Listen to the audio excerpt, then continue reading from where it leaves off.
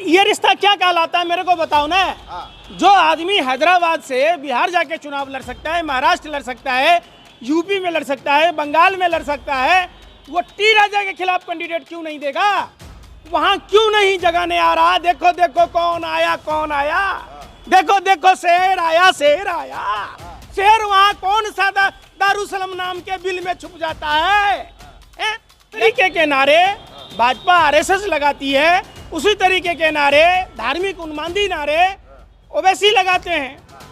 तो दोनों में अंतर क्या है? टीएमसी में मुसलमान नेता नहीं है क्या? टीएमसी ने मुसलमान नेताओं को राज्यसभा में नहीं भेजा, लोकसभा का टिकट नहीं दिया। बात बताओ, हैदराबाद के पूरे विधानसभा में क्यों नहीं लड़ते हैं? हैदराबाद जिस तेलंगाना की राजधानी है और जिस आंध्र प्रदेश के नजदीक है, वहां के विधानसभा चुनावों में ओवैसी साहब चुनाव क्यों नहीं लड़ते हैं? आप सलाम नमस्कार, मेरा नाम है राशिद कमाल। जिस तरह से जो है बंगाल का चुनाव नज़दीक है और वहीं जो है तमाम पार्टियां गठबंधन शुरू कर दी है करना।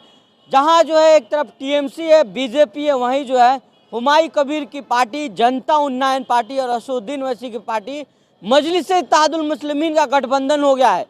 लगातार जो है हुमायूं कबीर कह रहे हैं कि इस बार भाजपा और टीएमसी को सबक सिखाना है और मजलूम मुसलमान जो गरीब हैं उनको हक अधिकार दिलाना है। तमाम मुद्दों पर चर्चा कर लेंगे।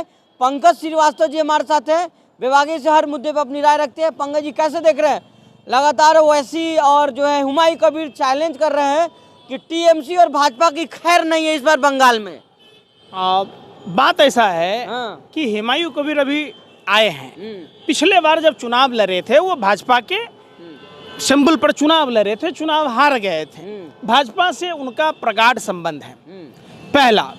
दूसरा, आपने आजम खान का नाम सुना होगा। आजम खान पर 100 से अधिक फर्जी मुकदमे हुए, 80 में वो उनको क्लीन चिट मिला।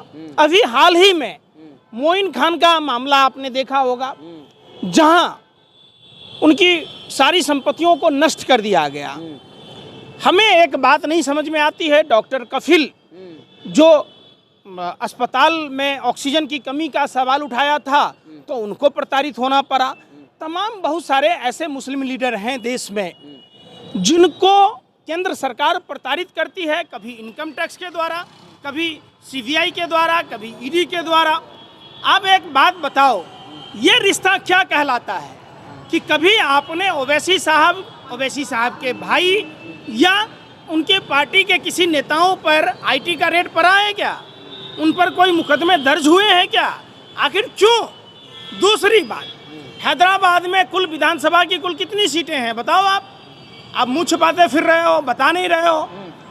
दारुसलम जिस विधानसभा में है, वो दारुसलम शब्द कहाँ से आया? कांग्रेस के राष्ट्रीय अध्यक्ष मुख्तार अंसारी जी का बंगला था दरियागंज में, जो नमक सत्याग्रह का बहुत बड़ा सत्याग्रह करने का वहाँ पर एक केंद्र था, जहाँ कांग्रेस पार्टी महात्मा गांधी के नेतृत्व में आंदोलन किया करती थी। उनका जो दरियागंज स्थित 1 नंबर मकान था, उसका नाम था दारुसलम। वही दारुसलम नाम उन्होंने रखा। चोरी किया हुआ? अरे सुन तो लो, चोरी किया हुआ मैं क्या कहा, बता दो। पहले ओवैसी जी थे कि मुख्तार अहमद अंसारी जी थे? बता दो। ओवैसी के पापा भी तो थे, कहाँ यार? फिर नहीं थे, सलाउद्दीन ओवैसी। अरे यार सुन लो, देश की आजादी में थे, सत्याग्रह आंदोलन उनके घर पर हुआ था, ओवैसी जी के घर पर। अरे सत्ता के दलालो, शर्म नाम की चीज नहीं है। एक बात बताओ कि टी राजा के खिलाफ ओवैसी साहब अपना कैंडिडेट क्यों नहीं देते हैं? आप एक बात बताओ, हैदराबाद के पूरे विधानसभा में क्यों नहीं लड़ते हैं? हैदराबाद जिस तेलंगाना की राजधानी है और जिस आंध्र प्रदेश के नजदीक है, वहाँ के विधानसभा चुनावों में ओवैसी साहब चुनाव क्यों नहीं लड़ते हैं? ओवैसी साहब यूपी, बिहार, बंगाल में ही चुनाव लड़ने क्यों आते हैं, ये हमें बता दो आप। महाराष्ट्र भी गए थे। अरे यार सुन लो, जम्मू कश्मीर क्या नहीं जा रहे?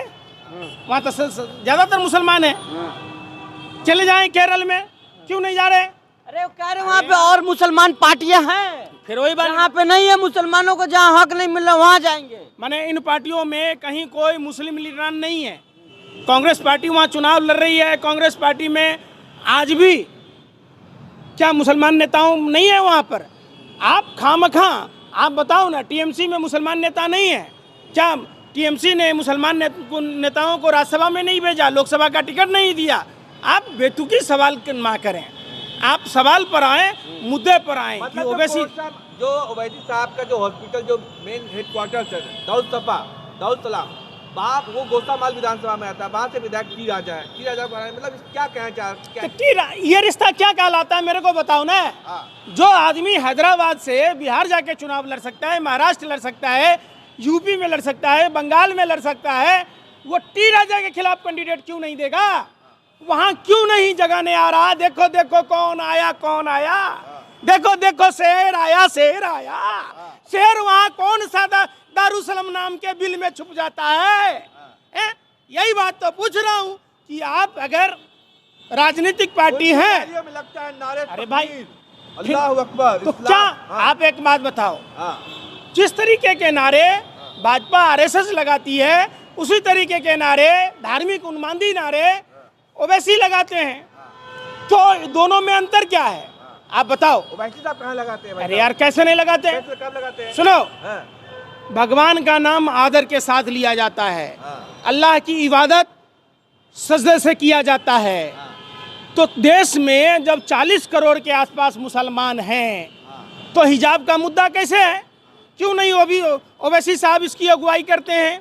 अगर भारत का मुसलमान 10 रुपया प्रतिदिन निकालेगा तो 12,000 करोड़ रुपया जमा होगा, उससे कितने स्कूल बनेंगे? जो जकात और फितरा के पैसे आते, उसका जो दुरुपयोग होता, ना लेने वाला ईमानदार ना देने वाला ईमानदार। अगर ईमानदारी के साथ जमा हो तो आज जो मुसलमानों की गरीबी है, जो मुसलमानों को कष्टों का सामना करना पड़ता है, इन सभी को दूर किया जा सकता है। तो ओवैसी साहब इसकी अगुवाई क्यों नहीं करते? पंकज जी, एक सवाल है कि आपने देखा होगा कि उत्तराखंड के कोटद्वार में एक लड़का, जिसका नाम था दीपक, वो मुस्लिम शख्स को बचाता है। अब उसको बजरंग दल वाले घेरने के लिए पहुंच जाते हैं, मारने के लिए पहुंच जाते हैं, और उसको भागना पड़ता बेचारे को। क्या कहना चाहेंगे, कहाँ जा रहा है? देखो, इस देश को गर्त में ढकेला जा रहा है, धार्मिक उन्माद फैलाकर, जातीय उन्माद फैलाकर, भाषा और प्रांत के नाम पर उन्माद फैलाकर।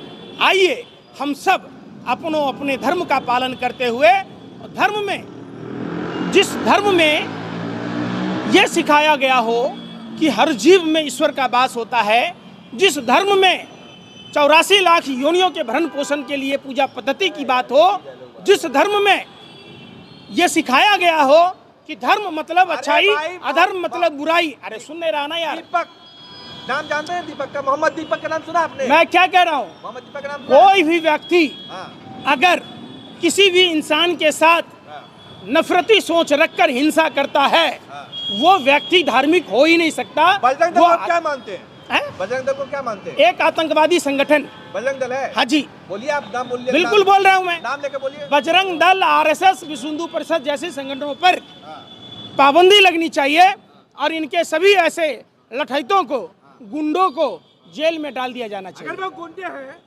तो फिर उत्तराखंड में क्या हो रहा है आप बताइए? मोहम्मद गुंडे, अरे यार सुनिए, ये बात अपने पापा तक पहुंचाओ ना कि पापा जी सुनो, ये लोग गौ हत्या के नाम पर अखलाक, पहलू, नासिर जुनैद की घटना को अंजाम दिया, लेकिन वही सुधांशु त्रिवेदी जो प्रवक्ता है, वो मिथुन गाय की बात कहते।